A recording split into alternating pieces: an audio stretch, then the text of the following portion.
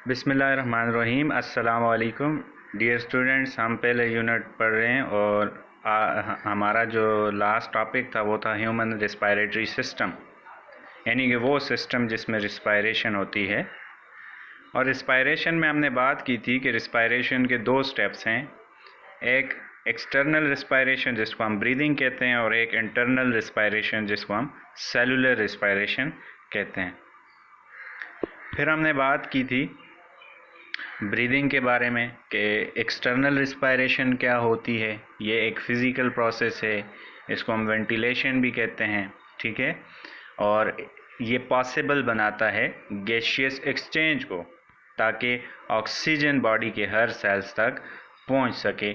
और इसके पार्ट्स के बारे में हमने डिस्कस किया था, नोज़ उसके फंक्शन के बारे में, फिर लैरिंग्स उसके फंक्शन के बारे में, फिर ट्रेकिया इसके फंक्शन स्ट्रक्चर के बारे में, फिर ब्रोंकाई, इसी तरह लंग्स के बारे में भी हमने डिस्कस किया था। और हमने बात की थी कि यहाँ पे गैसियस एक्सचेंज होती है बिटवीन एयर एंड ब्लड, और ये ब्लड बॉडी के हर सेल्स तक ऑक्सीजन पहुंचाती है।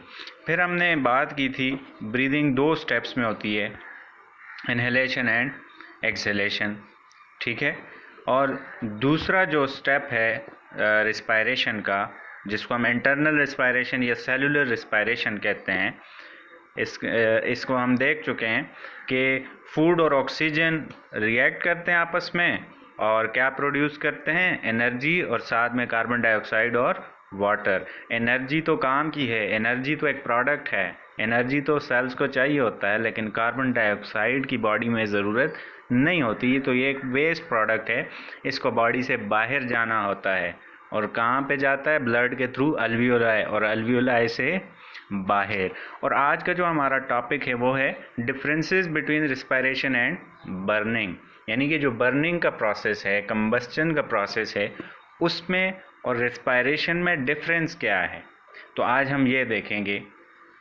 हैं ये सिमिलर प्रोसेसेस हैं दोनों, लेकिन इनमें बहुत ज़्यादा डिफरेंसेस भी हैं। तो वन बाय वन इनको हम आज डिस्कस करेंगे। आप इस में देख सकते हैं कि कंबस्चन का प्रोसेस तब होता है जब कोई फ्यूल और ऑक्सीजन आपस में रिएक्ट करते हैं और वो एनर्जी रिलीज़ करवाते हैं। एनर्जी आपको पता है कि light is the form of energy and heat is the form of energy. यानी कि जब आप माचिस से आग जलाते हैं तो वो आग आप देखें वो फ्यूल होता है, ठीक है। वो जो तीली होती है वो फ्यूल होता है। और एटमॉस्फेयर में मौजूद एयर जब ये आपस में रिएक्ट करते हैं तो आग जलती है। और आग आपको पता है कि ये एनर्जी है, ठीक है। Light is the form of energy, heat is the, ये एनर्जी की फॉर्म्स हैं, यानी कि ये एनर्जी हैं। और जबकि इसके कंपैरिजन में हम देखें इंटरनल रिस्पायरेशन या सेलुलर रिस्पायरेशन को, रिस्पायरेशन के प्रोसेस को हम देखें तो उसमें भी ऑक्सीजन इस्तेमाल होता है, लेकिन वहाँ पे फ्यूल ज़रा डिफरेंट होता है, ग्लूकोज है, ठीक है। फिर जो प्रोडक्ट बनते हैं वो डिफरेंट होता है। एनर्जी वहाँ पे भी बनती है, लेकिन वो एनर्जी लाइट या फिर हीट की फॉर्म में नहीं होती, बल्कि वो केमिकल मॉलिक्यूल एटीपी की फॉर्म में वो एनर्जी होती है। तो आइए वन बाय वन इनको हम डिस्कस करते हैं। अब बर्निंग प्रोसेस या कंबस्चन का जो प्रोसेस होता है उसमें energy release is vigorous and not under control. Vigorous means कि स्ट्रॉन्ग होती है, फुल ऑफ एनर्जी होती है, वो अंडर कंट्रोल नहीं होती, ठीक है। जबकि energy release in respiration is slower and under control. Respiration में कंबस्चन की तरह एनर्जी विगरसली रिलीज़ नहीं होता, बल्कि स्लोअर रिलीज़ होता है, स्ट्रांगली नहीं रिलीज़ होता। और अनलाइक कंबस्चन, रिस्पायरेशन की जो एनर्जी होती है वो अंडर कंट्रोल होती है। फिर नेक्स्ट पॉइंट है, energy is released in combustion in the form of heat and light. अभी ये बात हमने डिस्कस की कि हीट और लाइट की फॉर्म में एनर्जी रिलीज़ होती है, जबकि इसके कंपैरिजन में हम रिस्पायरेशन को देखें तो उसमें एनर्जी जो रिलीज़ होती है वो हीट की फॉर्म में होती है और ये हीट कन्वर्ट हो जाती है कंपाउंड्स, केमिकल कंपाउंड्स की फॉर्म में, एटीपी की फॉर्म में, यानी कि केमिकल कंपाउंड्स की एनर्जी हीट की फॉर्म में रिलीज होके स्टोर हो जाती है केमिकल कंपाउंड की फॉर्म में।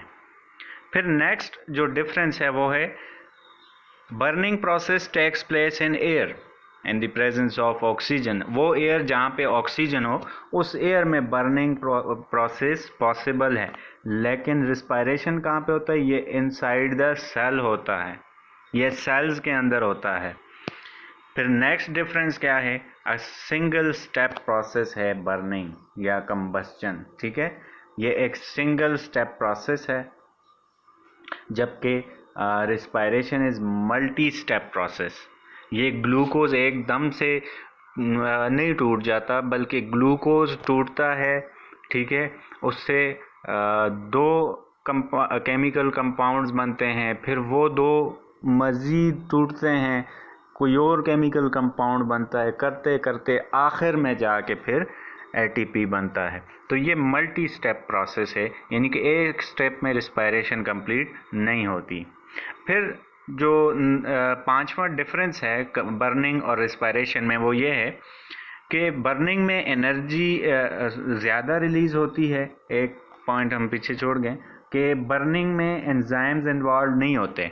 Enzymes are those chemicals that catalyse the reaction, यानी कि केमिकल रिएक्शन को स्पीड अप करते हैं, ऐसे केमिकल्स को हम एंजाइम्स कहते हैं। तो बर्निंग प्रोसेस में एंजाइम्स इन्वॉल्व नहीं होते, जबकि रिस्पायरेशन को एंजाइम्स कंट्रोल करते हैं। यानी कि जब रिएक्शन को एनर्जी ज़्यादा चाहिए हो, रिस्पायरेशन को तेज़ करवाना है ताकि ज़्यादा एनर्जी रिलीज़ कर सके, तो कौन करता है? एंजाइम्स करते हैं, स्पीड अप करवाते हैं। और जब एनर्जी कम चाहिए हो तो रिस्पायरेशन का रिएक्शन स्लो डाउन हो जाता है, और कौन करवाता है? यही एंजाइम्स करवाते हैं। फिर नेक्स्ट है more energy is released in burning process as compare to respiration. Respiration में एनर्जी कम रिलीज़ होती है, जबकि बर्निंग प्रोसेस में ज़्यादा एनर्जी रिलीज़ होती है। और बर्निंग जो होती है, कंबस्चन जो होती है, वो हाई टेम्परेचर पे होता है, जबकि respiration occurs at body temperature. Body का टेम्परेचर जो नॉर्मल है वो 37 डिग्री सेंटीग्रेड है, यानी कि ये बॉडी टेम्परेचर पे बेस्ट होता है रिस्पायरेशन का प्रोसेस। जबकि बर्निंग प्रोसेस टेम्परेचर जितना ज़्यादा होगा उतना ही बर्निंग प्रोसेस इफ़ेक्टिव होगा। फिर नेक्स्ट ये आप देख सकते हैं कि फ्यूल और ऑक्सीजन को, फ्यूल कोई भी हो सकता है, लकड़ी भी हो सकती है, कोई ऑयल या कुछ भी हो सकता है। फ्यूल ऑक्सीजन के साथ जब रिएक्ट करेगा तो एनर्जी रिलीज होगी इन the form of heat and light. जबकि सेलुलर रिस्पायरेशन में ग्लूकोज और ऑक्सीजन जब रिएक्ट करेंगे आपस में इनसाइड द माइटोकॉन्ड्रिया, सेल के अंदर एक ऑर्गेनेली है, एक पार्ट है जिसको हम माइटोकॉन्ड्रिया कहते हैं, तो क्या होगा? एनर्जी रिलीज होगी केमिकल कंपाउंड की फॉर्म में, एटीपी की फॉर्म में, और साथ में ये रिलीज होगा कार्बन डाइऑक्साइड एंड वाटर। फिर नेक्स्ट जो हमारा टॉपिक है आज का वो है रिस्पायरेटरी डिसऑर्डर्स। डिसऑर्डर्स किसे कहते हैं और रिस्पायरेटरी डिसऑर्डर्स किसे कहते हैं? डिसऑर्डर खराबी को कहते हैं, डिजीज़ को कहते हैं, और वो खराबियाँ, वो डिजीज़ जो कि रिस्पायरेटरी सिस्टम में हों या रिस्पायरेटरी सिस्टम से रिलेटेड हों, उनको हम रिस्पायरेटरी डिसऑर्डर्स कहते हैं। Those disease which are related to respiratory system are known as respiratory disorders. For example, respiratory system से कौन कौन सी डिजीज़ रिलेटेड हैं, यानी कि रिस्पायरेटरी सिस्टम में कौन सी डिजीज़ हो सकती हैं? इनमें कफ शामिल है, खांसी, ठीक है। हमने बात की थी कि म्यूकस ट्रैप करता है डस्ट पार्टिकल्स को, जर्म्स वगैरह को, तो ये म्यूकस ट्रैप करके क्या मकसद होता है? ताकि ये रिस्पायरेटरी सिस्टम में एक्यूमुलेट ना हो जाए जर्म्स वगैरह, डस्ट पार्टिकल्स वगैरह। तो फिर ये जो क्लियरेंस सिस्टम होता है वो बॉडी से बाहर निकालता है। तो ये म्यूकस की जब सिक्रीशन ज़्यादा हो जाए, एयर पैसेजवे ज़्यादा ब्लॉक होना शुरू हो जाए, तो तब कफिंग होती है ताकि एयर पैसेजवे क्लियर हो जाए। तो ये डिसऑर्डर है। फिर नेक्स्ट है फ्लू। ठीक है, अब आपको पता है कि नोज़ जो है ये पार्ट है रिस्पायरेटरी सिस्टम का। ठीक है, और इसमें म्यूकस सिक्रीट होती है, म्यूकस मेम्ब्रेन होती है एयर पैसेजवेज में। ठीक है, तो ये म्यूकस जब एबनॉर्मली सिक्रीट होना शुरू हो जाए तो ऐसी कंडीशन को हम फ्लू कहते हैं, और इससे हमारी जो ब्रीदिंग प्रोसेस है वो इफ़ेक्ट होता है, यानी कि रिस्पायरेशन इफ़ेक्ट होती है। ये भी रिस्पायरेटरी डिसऑर्डर है। फिर सिमिलरली एस्थमा, ये एक और रिस्पायरेटरी डिसऑर्डर है। आप कॉमन लैंग्वेज में हम इसको दमा कहते हैं। ठीक है, सांस फूलना। अब ये क्यों होता है? क्योंकि एयर पैसेजवेज में कोई ब्लॉकेज आ जाए या वो एयर पैसेजवे डिस्ट्रॉय हो जाए, डैमेज हो जाए, तो तब ये बीमारी काज होती है, जिसको हम एस्थमा कहते हैं।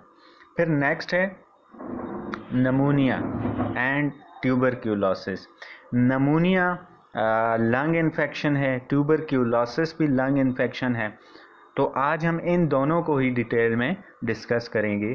तो हम जानते हैं कि ये क्या होते हैं। सबसे पहले हम ट्यूबरक्यूलोसिस को देखते हैं। इसको टीबी कहा जाता है क्योंकि ये एक बैक्टीरिया है जो कि काज करता है, और इस बैक्टीरिया का नाम माइकोबैक्टीरियम ट्यूबरक्यूलोसिस होता है, यानी कि ट्यूबरक्यूलोसिस बैक्टीरिया, टीबी। सो इसको टीबी से डिनोट किया जाता है, और फुल नेम इसका क्या है इस डिजीज़ या इस डिसऑर्डर का? ट्यूबरक्यूलोसिस। ये एक लंग इन्फेक्शन है। ये इन्फेक्शन क्या होता है? इन्फेक्शन वो उस कंडीशन को हम कहते हैं कि जब हम हमारी बॉडी के टिश्यूज़ को कोई फॉरेन जर्म्स वगैरह, माइक्रो ऑर्गेनिजम्स वगैरह डैमेज कर दें, तो इस कंडीशन को हम इन्फेक्शन कहते हैं। और इन्फेक्शन के कुछ सिम्टम्स होते हैं। हमें कैसे पता चलेगा कि इन्फेक्शन है? जब टिश्यू के अंदर या किसी भी बॉडी के पार्ट के अंदर इन्फ्लेमेशन होगी, यानी कि जलन होगी, वहाँ पे कोई सिक्रीशन एक्यूमुलेट हो जाएगी, जमा हो जाएगी, और साथ में पेन भी हो, और फिर रेडनेस भी हो जाए, स्वेलिंग भी हो जाए उस जगह की, तो ये 4-5 सिम्टम्स हैं, साइंस हैं। इस कंडीशन को हम इन्फेक्शन कहते हैं। अब ये लंग इन्फेक्शन है, यानी कि TB, tuberculosis is a lung infection. ये लंग में इन्फेक्शन को हम टीबी कहते हैं। और ये इन्फेक्शन कौन काज करता है? ये एक बैक्टीरिया काज करता है। ठीक है, और ये ट्यूबरक्यूलोसिस यानी कि ये जो इन्फेक्शन है ये हाईली इन्फेक्टियस डिजीज़ है। अब इन्फेक्टियस डिजीज़ किससे कहते हैं? वो डिज़ीज़ जो कि स्प्रेड हो सके, जिस तरह आजकल ये वायरस है, यानी कि जिस बंदे को लग जाए उसके साथ कोई दूसरा कांटेक्ट करता है तो वो भी इफ़ेक्ट हो जाता है, इन्फेक्ट हो जाता है। तो ऐसी डिजीज़ को इन्फेक्टियस डिजीज़ कहते हैं, यानी कि टीबी भी इन्फेक्टियस है और हाईली इन्फेक्टियस डिजीज़ है। एक बंदे से दूसरे को बआसानी लग सकती है। अच्छा, हमें कैसे पता चलेगा कि टीबी है? सिम्टम्स क्या हैं इसके, साइंस क्या हैं? सबसे पहला जो सिम्टम है वो है वेट लॉस, यानी कि आपकी बॉडी का जो वेट होता है नॉर्मल, वो रिड्यूस हो जाता है। फिर हाई फीवर, यानी कि शदीद बुखार होता है। फिर टायर्डनेस होती है, थकन होती है। ये 3 सिम्टम्स हैं, तो इसका मतलब है आपको खदशा है कि आपको टीबी हो। अब टीबी से कैसे ख़ुद को बचाया जाए? सबसे पहले प्रिवेंशन है क्लीनलीनेस, यानी कि ख़ुद को साफ़ सुथरा रखा जाए। जिस गिलास में आप पानी पी रहे हैं वो साफ़ सुथरा हो, खाना खा रहे हैं वो साफ़ सुथरा हो, खाना खाने से पहले हाथ धोएं। ठीक है, गंदी जगहों पे ना जाएं। तो ये क्लीनलीनेस है। फिर avoiding contact with TB patient. हमने बात की कि ये इन्फेक्टियस डिजीज़ है, तो इसका मतलब है ये फैल सकती है। तो आपने जिस बंदे को टीबी हो, ट्यूबरक्यूलोसिस हो, उससे दूर रहना है, कांटेक्ट को अवॉइड करना है। फिर नेक्स्ट है वैक्सीनेशन। वैक्सीनेशन किसे कहते हैं? वैक्सीनेशन किसी भी बीमारी से पहले जब आप कोई ट्रीटमेंट करते हैं तो उसको वैक्सीनेशन कहते हैं। फॉर एग्ज़ाम्पल, हमें अभी टीबी नहीं हुआ या हमें कोई दूसरी बीमारी नहीं हुई, लेकिन उस बीमारी का हमें पता चल गया कि इलाज तो नहीं है, लेकिन उस बीमारी के अगेंस्ट, ठीक है, वो जो बीमारी काज करता है पैथोजन या माइक्रो ऑर्गेनिज़म, उस माइक्रो ऑर्गेनिज़म को साइंटिस्ट क्या करते हैं, इनएक्टिव करके बॉडी में एंटर करते हैं। बॉडी में जब एंटर करते हैं तो हमारी बॉडी का जो डिफेंस सिस्टम होता है, वाइट ब्लड सेल्स, उनके अगेंस्ट प्रोटीन बनाता है। वो प्रोटीन उन इनएक्टिव माइक्रोब्स को ईज़िली किल कर देता है। यानी कि टीबी की वैक्सीन क्या होगी, उसमें माइकोबैक्टीरिया जो कि टीबी काज करता है उसको किल करके या उसको इनएक्टिव करके बॉडी में डाला जाएगा, उसको हम वैक्सीन कहेंगे, क्योंकि अभी बीमारी नहीं हुई और ये हमने क्योर पहले ही कर दिया, तो इसको वैक्सीनेशन कहते हैं। तो जब एक्चुअल बीमारी होती है तो हमारी बॉडी में ऑलरेडी प्रोटीन्स बनी हुई होती हैं, यानी कि हमारी बॉडी इस जर्म को पहचान लेता है पहले से ही, तो तब इतना नुकसान नहीं पहुंचा सकता। तो ये भी एक प्रिवेंशन है, एहतियात है। फिर ट्रीटमेंट क्या हो सकती है, जिसको टीबी हो जाए तो क्या उसका इलाज पॉसिबल है? Yes, it is possible.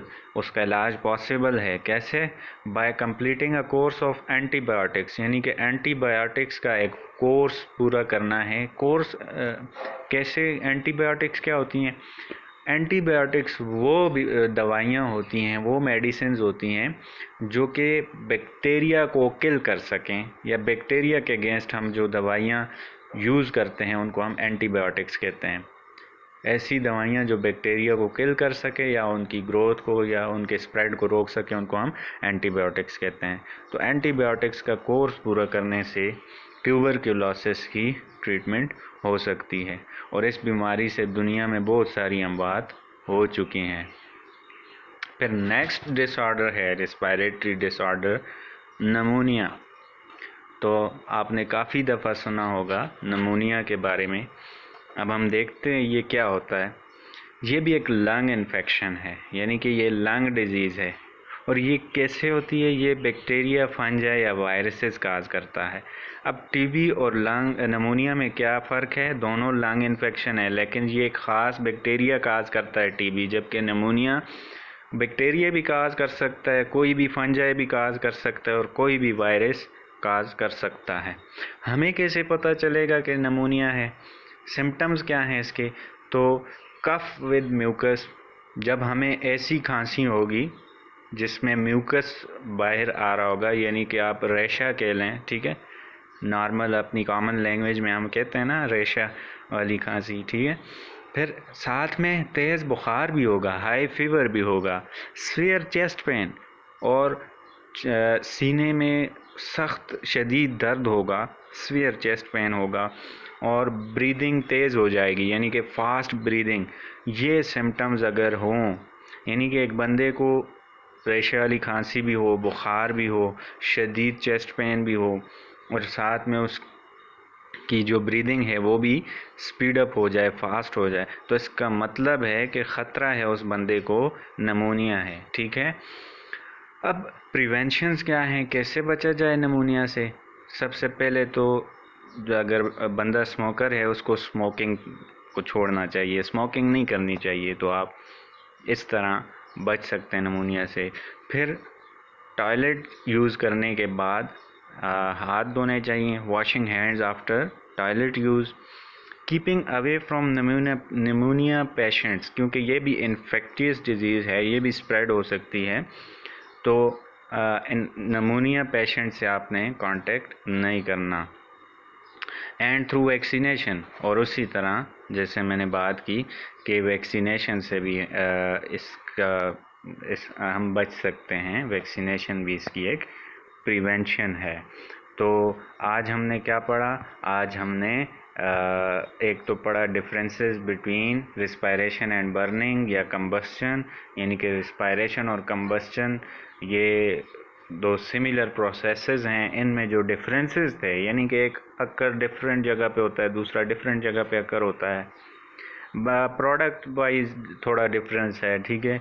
तो इन डिफरेंसेस को हमने डिस्कस किया कि एक में एनर्जी विगोरसली रिलीज़ होती है, दूसरे में स्लोली रिलीज़ होती है, एक में अंडर कंट्रोल होती है एनर्जी, दूसरे रिस्पायरेशन में बर्निंग में अंडर कंट्रोल नहीं होती। बर्निंग में हीट और लाइट की फॉर्म में रिलीज़ होती है एनर्जी, जबकि in respiration in the form of chemical compounds. In burning, it is a single step process, while respiration is a multi-step process. No enzymes involved in burning, while in a respiratory process there are a lot of enzymes involved. More energy is released in burning, while in respiration less amount of energy is released. Burning occurs at high temperature, while respiration occurs at body temperature, that is 37 degrees centigrade. You can see here when any fuel react with oxygen, it will produce energy. It may be in the form of heat and light. In contrast, respiration, you can see material is different. Glucose, when react with oxygen, place is different inside the cell. It produces energy, so form is different. This energy is in the form of chemical. And next thing we have discussed is respiratory disorders. There are many. What are respiratory disorders? Those diseases or those disorders which are related to respiratory system are known as respiratory disorders. So there are many respiratory disorders. In next higher classes you will discuss about them as well, but here today we have discussed about two respiratory disorders. One of them was tuberculosis, that it is caused by bacteria. It is highly infectious disease, and we have discussed the symptoms, preventions, etc., treatment of tuberculosis. And next respiratory disorder we have discussed today is pneumonia. It is also a lung infection and caused by bacteria, fungi and viruses. Maybe fungi, maybe bacteria, maybe virus. And we have discussed the symptoms of pneumonia and the prevention of pneumonia. And your assignment for today is describe these both respiratory disorders, that is tuberculosis and pneumonia. First of all, you will describe that what is tuberculosis, what is pneumonia, and then you will write symptoms and preventions and treatment, if any. So hope today's lecture was helpful. So thank you. Allah Hafiz.